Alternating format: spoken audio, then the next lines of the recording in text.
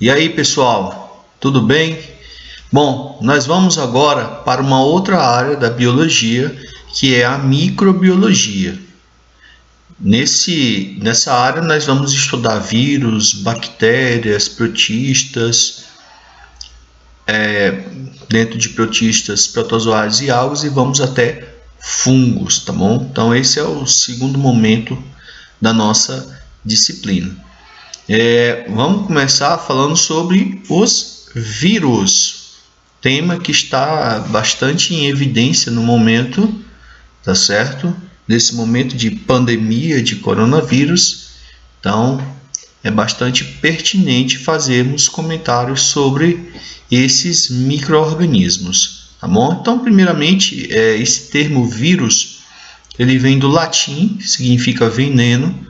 Por quê? Porque quando eles foram descobertos, não conseguia se observá-los com o uso de microscopia, microscopia óptica. Então, quem deu esse nome foi o Louis Pasteur, que estudava vírus causadores de raiva, e ele morreu sem conseguir visualizar os vírus, mas criou esse termo porque eles não conseguiam isolar esse micro-organismo, e aí para eles atuavam em pequenas concentrações como os venenos, os piores venenos, tá certo? Então os vírus foram descobertos muito antes de serem observados.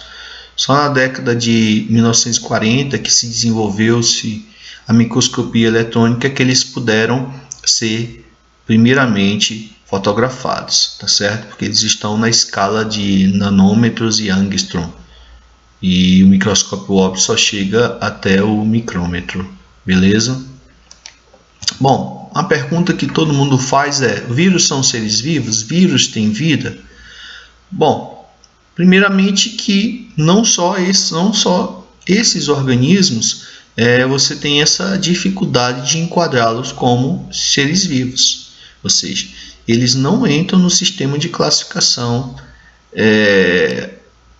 desenvolvido lá pelo Linneu, com reinos, filos, classe, né, os domínios, famílias. Ou seja, eles não seguem aquela nomenclatura binomial baseada no latim. Então eles não seguem, eles não são classificados como seres vivos, eles têm uma classificação à parte. Beleza? E não são só eles os vírus, tá certo? Mas também nós temos outros micro-organismos que não se enquadram nessa categoria de ser vivo. É o caso, por exemplo, dos viroides e virusoides, e é o caso, por exemplo, dos prions. Bacana? Bom, e por que eles não são considerados seres vivos? Porque eles não têm organização celular. E o sistema de classificação de seres vivos é baseado no tipo de célula. Tá certo? Então, eles são acelulares. Eles não têm metabolismo próprio, que é outra característica que define a vida. Eles até se reproduzem, mas só se reproduzem dentro das células. Ou seja, depende da célula, da maquinaria enzimática e energética da célula para se multiplicar. Por isso que eles são parasitas intracelulares obrigatórios. Fora da célula, eles ficam inertes, que a gente usa o termo cristalizados, sendo denominados, quando estão assim, de virions. Uma definição dada por alguns biólogos é que eles são complexos moleculares com capacidade replicativa, e aí envolve todos aqueles organismos acelulares que nós citamos, beleza? Por outro lado, eles têm algumas características de seres vivos em comum, partilhada com nós, com as bactérias. Eles são orgânicos, ou seja, eles seguem o famoso Chomsky da vida, ou seja, a matéria deles é formada principalmente aqui por esses 7 átomos: carbono, hidrogênio, oxigênio, nitrogênio, fósforo, potássio e enxofre. Eles sofrem mutações, modificações no seu material genético. Com isso, eles se adaptam, sofrem evolução. Eles seguem o mesmo código genético, ou seja, no momento de codificar suas proteínas, eles seguem aquela mesma tabela lá dos códons, tá certo? Os aminoácidos são definidos por aquelas mesmas sequências que estão na tabela dos códons. Eles podem, apesar de serem todos parasitas, eles podem ser utilizados pela engenharia molecular como vetores de genes de interesse, ou seja, eles podem ser utilizados como ferramenta para se introduzir genes de interesse, por exemplo, para a agricultura, tá certo? Em a produção animal, entre outros. Como eu falei para vocês, esses organismos têm um sistema de classificação à parte, que é organizado por um comitê chamado de ICTV, que é o Comitê Internacional de Taxonomia nos Vírus, que pega vírus e pega também viróides, virusoides e prions. Ok? Bom, essa imagem está aqui para mostrar a questão da especificidade dos vírus. Os vírus, eles parasitam todos os organismos. Até as bactérias sofrem com vírus.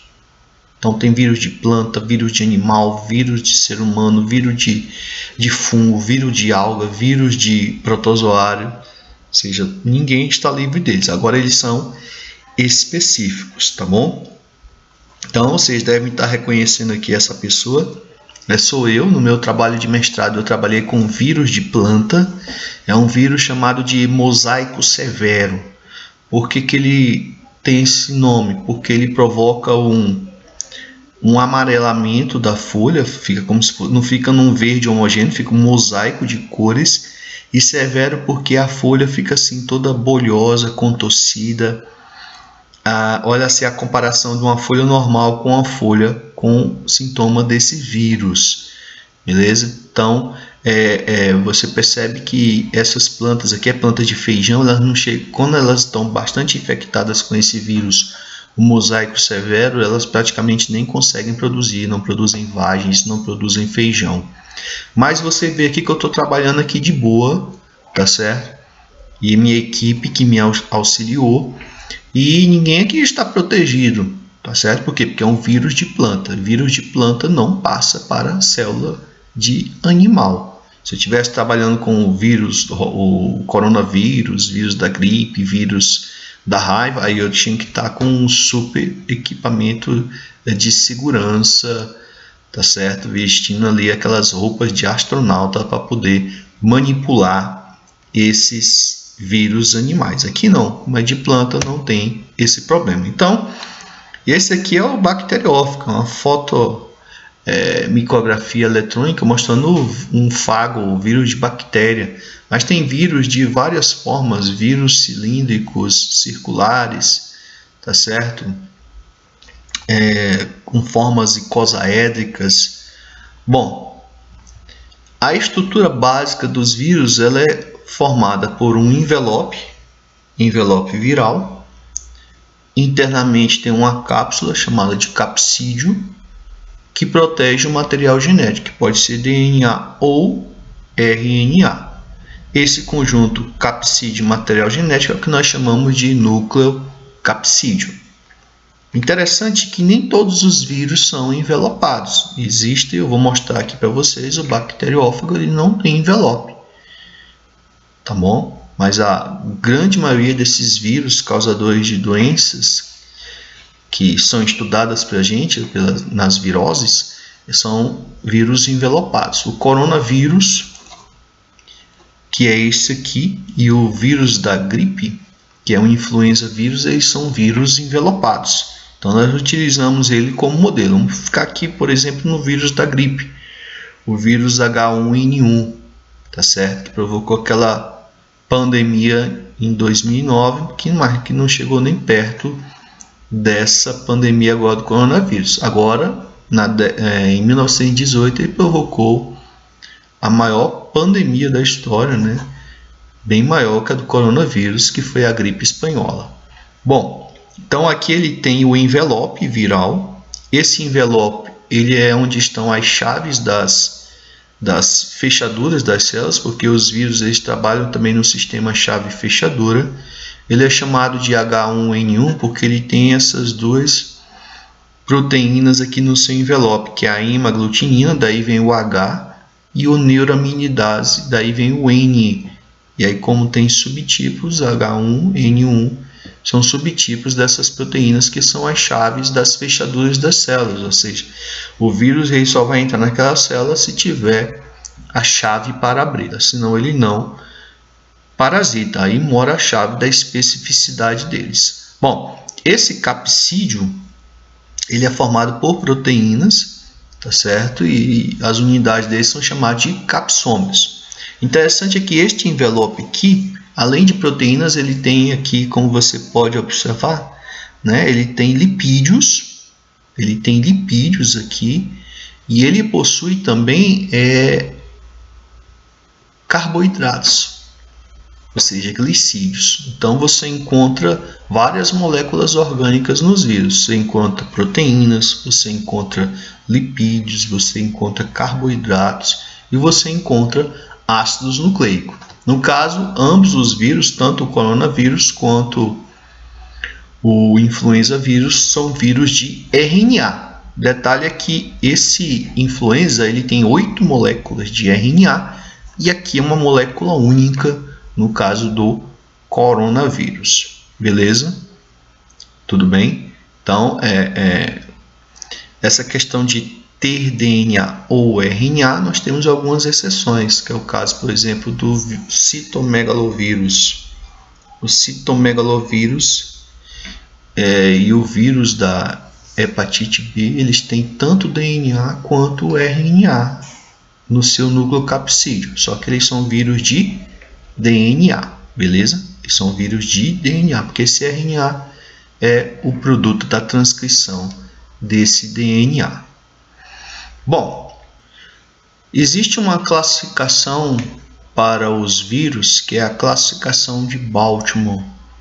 Ela classifica os vírus em 7 grupos, tá certo? E essa classificação se baseia no tipo de material genético, se é de DNA ou de RNA, se esse DNA é de fita dupla ou de fita simples, esse material genético, tanto o RNA também, quanto a forma dele de se replicar. São os principais critérios utilizados. Bom, o grupo 1, por exemplo, nós colocamos aqui todos os vírus que têm o material genético, o DNA de cadeia dupla.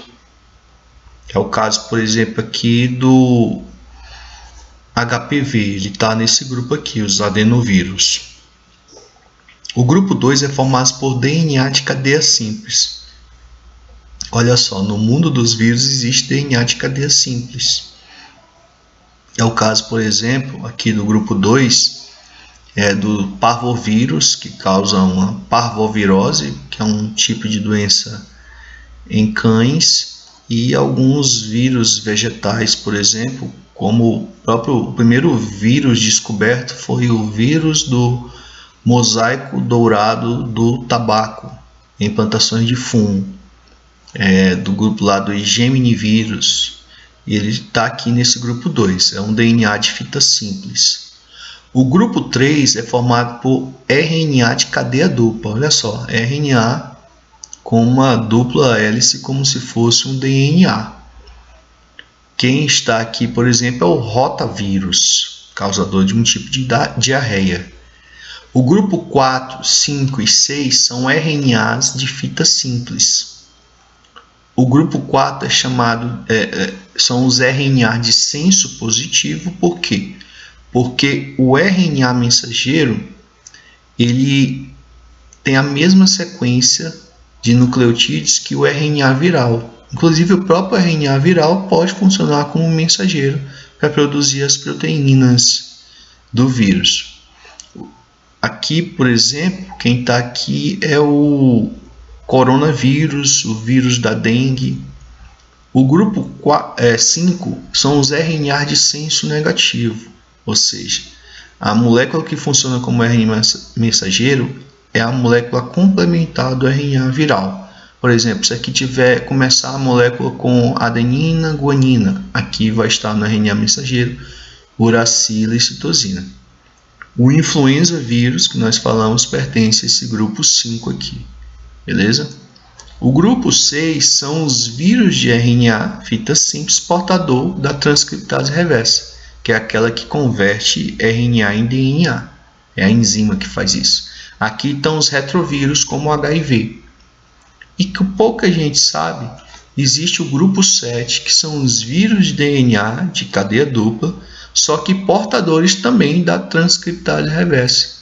Ou seja, a transcriptase reversa não existe só em vírus de RNA também. Tem um grupo de vírus de DNA que também tem essa transcriptase reversa. É o caso, por exemplo, quem está aqui no grupo 7 é o vírus da hepatite B, B de bola. Certo? Bom, olha só aqui o caso do influenza vírus. Esse vírus, ele é um vírus envelopado, como já mostrei para vocês. Ele entra na célula, caso tenha complementariedade entre seus ligantes, suas proteínas ligantes e os receptores celulares, ele entra por endocitose, ele entra com tudo. É como se a célula fagocitasse. E aqui forma aqui um fagossomo, um endossomo. O envelope viral e o capsídeo são desintegrados e aqui sobram as 8 moléculas de RNA. Essas moléculas de RNA entram no núcleo da célula e em seguida essa molécula se replica em um RNA complementar. Aqui é um RNA de senso negativo, produz um RNA de senso positivo. É essa molécula aqui que vai funcionar como RNA mensageiro para produzir as proteínas do capsídeo, do envelope, dos novos capsídeos que vão se formar, novos envelopes. Beleza? E aqui tem uma segunda replicação para poder formar a molécula original do vírus. E aí todo esse pacote aqui com essas 8 moléculas de RNA vai ser envolvido pelo capsídeo e quando o vírus sai ele adquire um envelope. Por isso que se diz que o envelope são resquícios da membrana plasmática da célula que liberou aquele vírus. Beleza? Então aqui nós temos, por exemplo, o caso de um vírus de RNA de fita simples senso negativo. Bom, o bacteriófago é o vírus que a gente usa como exemplo para mostrar 2 tipos de ciclos replicativos que os vírus podem desenvolver. Naquele anterior que eu mostrei da gripe, ali você vê que o vírus ele se reproduz dentro da célula e vaza dela, sai dela. Esse é um tipo de ciclo que nós chamamos de lítico, mas tem também o ciclo lisogênico. Então a gente usa como modelo o bacteriófago, que foi isolado a primeira vez em Escherichia coli, uma bactéria. Ele é um vírus de DNA, ele não tem envelope, como eu citei para vocês. Beleza? Ele tem aqui o capsídeo dele, a cabeça dele é um icosaedro, que ele tem uma cauda contrátil e aqui os pés dele são as proteínas que se interagem com os receptores celulares, tá bom? Bom, então esse vírus ele se aloja aqui nos envoltórios celulares da bactéria. Essa primeira etapa dessa interação aqui é chamada de adsorção e aí ele injeta o genoma dele. Veja que aquele é diferente lá do vírus anterior da gripe, que entrou com tudo. Ele não, que foi endocitado. Ele aqui não, ele só injeta o seu genoma, que no caso é uma molécula de DNA. Essa molécula de DNA ela vai se unir ao DNA da célula hospedeira. E aqui ele pode seguir 2 vias. Essa via aqui da esquerda é a via lisogênica, onde toda vez que essa bactéria for se reproduzir, ela tem que duplicar o DNA dele. Como o DNA está associado ao do vírus, vai duplicar também o DNA viral. E aí ele fica aqui nesse estágio chamado de provírus, ou ele chama aqui de profago. Então, nesse caso aqui, não há lise da célula. O vírus ele fica latente. Ele é apenas uma molécula de material genético. Podemos ser de DNA ou de RNA. No caso, esse vírus aqui é de DNA, mas você extrapola isso para os vírus de RNA também. Então, nesse caso aqui, enquanto o vírus estiver seguindo essa via lisogênica, a célula não é destruída, então o indivíduo que está com aquele vírus não vai manifestar sintomas. Já essa via da direita aqui é a via lítica. Nesse caso, o que vai acontecer? O vírus vai começar a interferir no metabolismo da célula e vai utilizar a célula para produzir suas proteínas, suas moléculas, seu material genético de DNA ou de RNA, e aqui vai formar, né, várias cópias dele, e aí no final, onde essa população dele aumenta muito, ocorre a lise celular. Então nesse caso no lítico tem a destruição da célula. E aí nesse caso, se for por exemplo um vírus humano, vai começar a mostrar os sintomas da doença, representar aí a fase sintomática da doença, beleza? Por quê? Porque nesse caso aqui o vírus não está latente quando ele segue a via lítica, ele começa a interferir no metabolismo celular, ok? Bom, esse aqui é o vírus HIV, um vírus também muito falado, o vírus da AIDS, beleza? Então esse vírus aqui, ele também é um vírus envelopado, como o coronavírus, como o vírus da gripe. Esses vírus humanos, causadores dessas viroses humanas, a maioria são envelopados. Então aqui ele tem um envelope, ele tem aqui o capsídeo, né, que é bastante grosso. Aqui ele tem duas moléculas de RNA e aqui ele tem algumas enzimas, dentre elas a transcriptase reversa, que é a principal enzima dele. Então, a gente tem um pequeno vídeo aqui para mostrar para vocês sobre o processo de replicação do HIV. É importante entender esse papel da transcriptase reversa, ok? Que aqui é aquele vírus do grupo 6 lá, vírus de RNA de fita simples, portador de transcriptase reversa. Então eu tenho um vídeo aqui, tá em inglês esse vídeo, e aí eu vou fazendo aqui uma tradução para vocês dos principais pontos, beleza? Então ele está mostrando aí, ó, olha aí a cara do HIV. Então ele tem aí essas espículas no seu envelope, beleza? Que são as chaves, repetindo, são as chaves das fechaduras da célula. Aqui é a célula alvo dele. A célula alvo dele é o linfócito T4, TCD4, também chamado de linfócito T auxiliar, ou chamado também de linfócito T helper, beleza?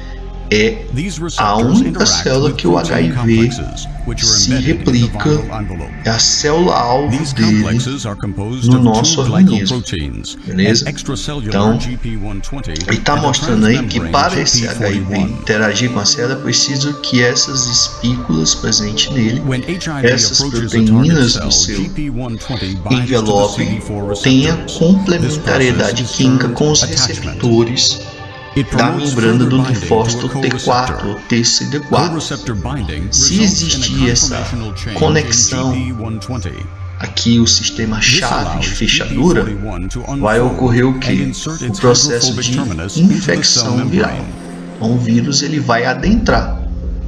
O processo aqui de adentrar é parecido com o do vírus da gripe, ou seja, é um tipo de endocitose também, com uma pequena diferença, que aqui vai ter uma fusão de membranas, beleza? Vai ter a fusão aí do envelope com a membrana. O que passa para dentro é só o núcleo capsídeo, beleza? E aí vem as duas moléculas de RNA e 3 enzimas que ele está mostrando aí, que é a transcriptase reversa, a integrase e a protease, beleza? Dentre elas, a mais importante aí, é essa que ele está mostrando aí, é a transcriptase reversa, que é a que vai transformar o RNA dele em DNA. Primeiramente produz uma fita de DNA acoplada, depois ela se separa, e aí é produzida a segunda fita complementar, e aí você tem o DNA na sua forma de dupla hélice, beleza? Então veja que o vírus agora está representado apenas por essa molécula de DNA. E aí o que ele fala? Uma segunda enzima que vem naquele pacote também que entrou com o vírus, é a chamada integrase, ela que vai levar esse DNA do vírus e ligar ao cromossomo humano, ou seja, ao DNA humano. E aí pronto, ele está unido aí. E aí tudo que a célula for fazer com esse DNA vai terminar mexendo aí.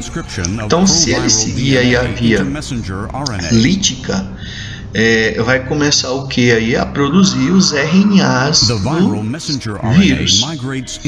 E esses RNAs aí, eles vão começar a ser traduzidos nos ribossomos lá da célula para produzir aí as proteínas do HIV, as proteínas do pacote dele lá, do capsídeo, do envelope. E aí entra as proteases.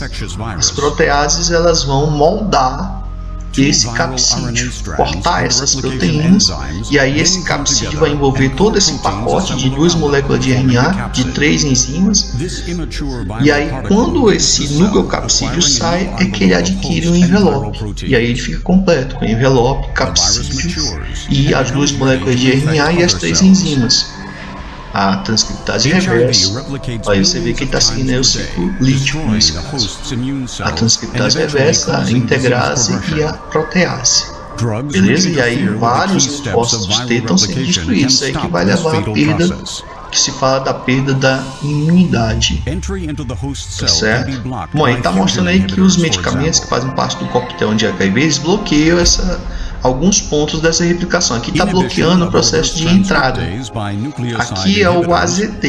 Ele inibe a transcriptase reversa. Tá certo? Então existe medicamentos aí, nesse caso aí, tem aqueles que vão inibir também, além da transcriptase reversa, inibir a integrase, para não deixar o DNA se acoplar à informação. E tem também os inibidores das proteases, como por exemplo o saquinavir. Então, no coquetel anti-AIDS, nós temos vários inibidores virais que tentam diminuir e não deixar isso aí acontecer. Fazer com que essa carga viral ela diminua bastante e que os vírus fiquem ali com a sua via lítica bloqueada e aí o indivíduo possa ter uma vida próxima à normalidade. Beleza? Bom,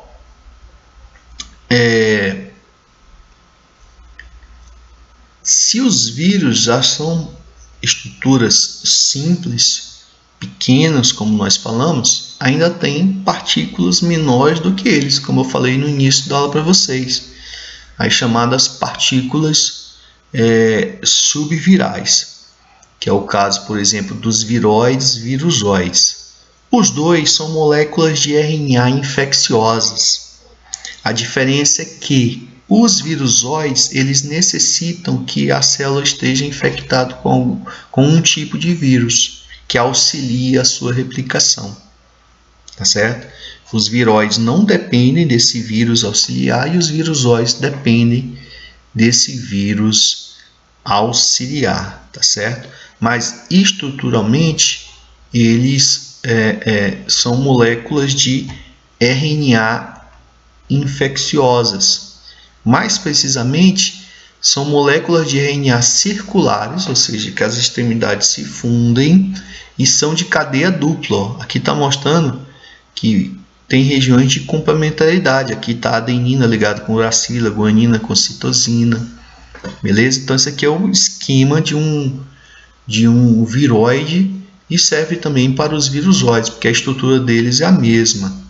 Certo? Eles não codificam proteínas, são moléculas de RNA que não codificam proteínas, por isso que eles não têm capsídeo. São mais simples do que os vírus, que têm capsídeo, têm envelope, tá certo? Eles tá repetido aqui, né? Mas não tem problema. O interessante é que os viroides, eles são mais comuns em plantas e os virusoides eles ocorrem em animais.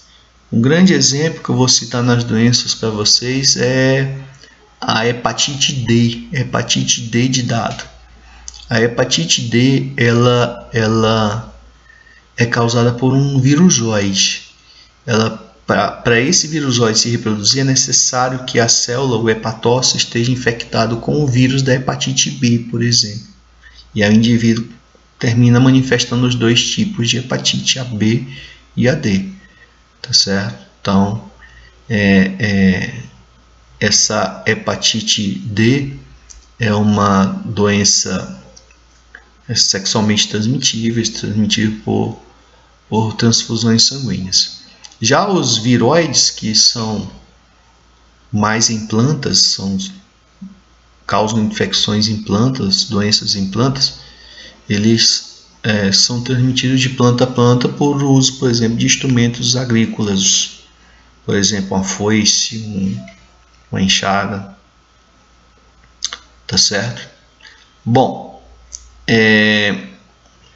nós temos também os prions, ou prions em inglês, que são partículas proteicas infecciosas. Ou seja, pessoal, são proteínas infecciosas. Nem material genético tem os prions, beleza?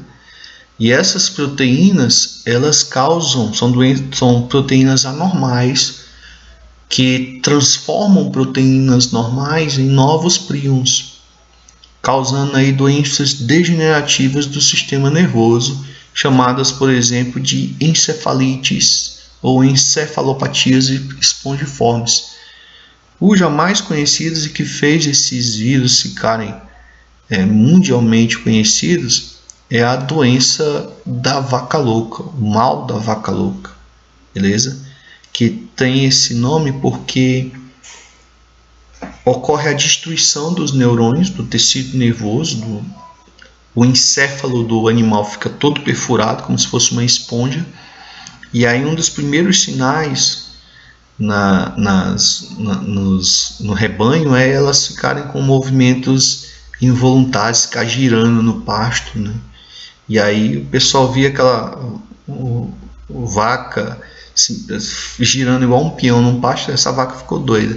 E aí ficou conhecido como mal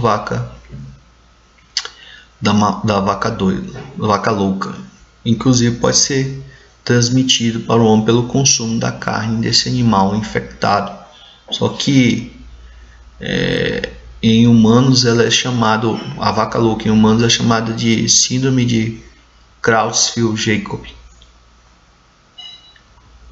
Bom, aqui é o prion, ou seja, é formado por aminoácidos, é uma proteína infecciosa. Eles transformam proteínas em novos prions.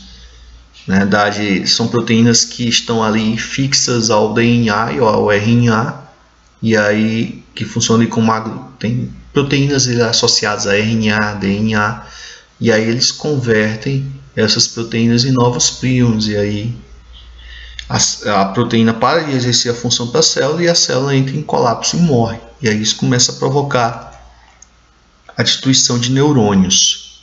São transmitidas pelo consumo de carne infectada com prions.